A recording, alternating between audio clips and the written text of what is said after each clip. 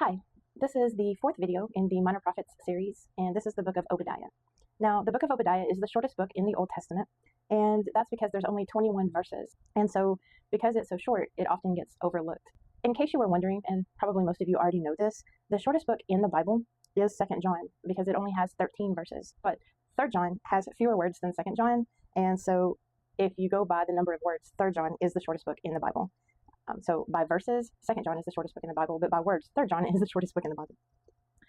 Just a little Bible trivia. In the book of Obadiah, Obadiah prophesied against Edom for taking advantage of Judah. Just some background information before we continue. Genesis 25 tells the story of Jacob and Esau, who were twin sons of Isaac and Rebekah. In Genesis 25:23, it says, "The Lord said to her," talking about Rebekah, "Two nations are in your womb, and two peoples from within you will be separated. One people will be stronger than the other, and the older will serve the younger." And so that did happen. She gave birth to Jacob and Esau. Esau was the firstborn. He was the older. And throughout their life, they had conflict. They went through a period of separation. And eventually, they had a moment of forgiveness and reconciliation. Esau went on to become the father of the Edomites. And Jacob went on to become the father of the 12 tribes of Israel.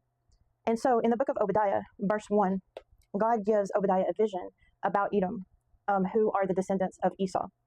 In verse 3, the Lord tells Edom that their pride has deceived them, and goes on to say that they feel so safe in their mountainous homes that they feel like no one can get to them.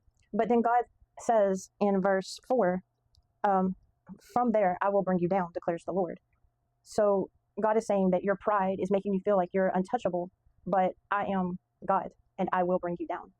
And so he continues to tell Edom about their judgment. The study book that I used has verse 10 as the key verse for the book of Obadiah. And verse 10 says, "Because of the violence against your brother Jacob, you will be covered with shame. You will be destroyed forever." And that's why I went into the history of Esau and Jacob, because it's important to understand that Obadiah's vision is for the nation of Edom.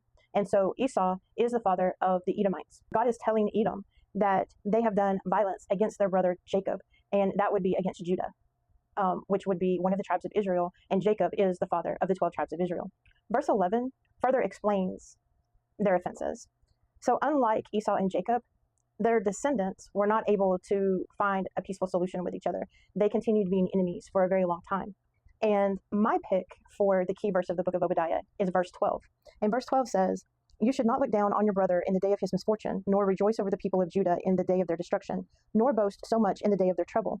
And the reason that I picked this verse is because I think it's very applicable. It has a very practical application where it's talking about how we should not be so happy when another person gets pulled down.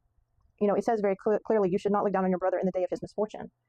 And so you can kind of think about someone who has done something to you, and then when they get theirs, you're like, "Oh, serves you right." Well, is that really what we should be thinking? And I'm very guilty of that. I'm like, that's karma right there. That's God right there.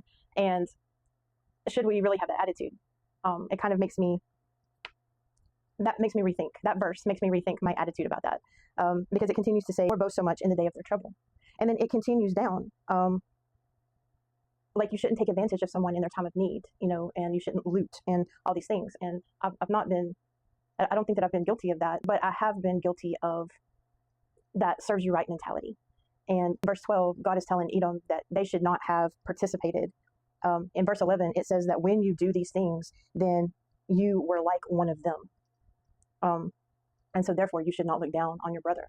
And so God is telling Edom that Judah is like your brother, and you took advantage of them in their time of need, and you should not have done that. It says they cast lots for Jerusalem.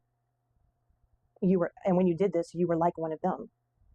And so in that moment, you went outside of what you should have done. I also think that verse 12 describes a kind of cause and effect, that when you look down on your brother in the day of their misfortune, that in verse 15, "As you have done, it will be done to you. Your deeds will return upon your own head." So it has this cause and effect, that when you go, serves you right, then the next time you have a time of misfortune, somebody else may go, serves you right, and they may not be so quick to help you out, and even may try to take advantage of you if that is something that you have done to someone else. I saw a video on the book of Obadiah, and someone used the example of, well, I heard that another church is struggling. Maybe you should go over there and try to convince people to come to your church. And it was kind of this mentality of, is that really brotherhood? Or would it be better to go over to the other church that's struggling and say, how can we help? Given the history of Jacob and Esau, given the history of their descendants and the nations that came from them, I really think that the book of Obadiah is about how we should treat each other and how we should help each other and how we will be judged when our pride gets in the way and we stoop to someone else's level and we don't hold ourselves to the standard that God holds for us. And I did hear someone else say, it's about brotherhood.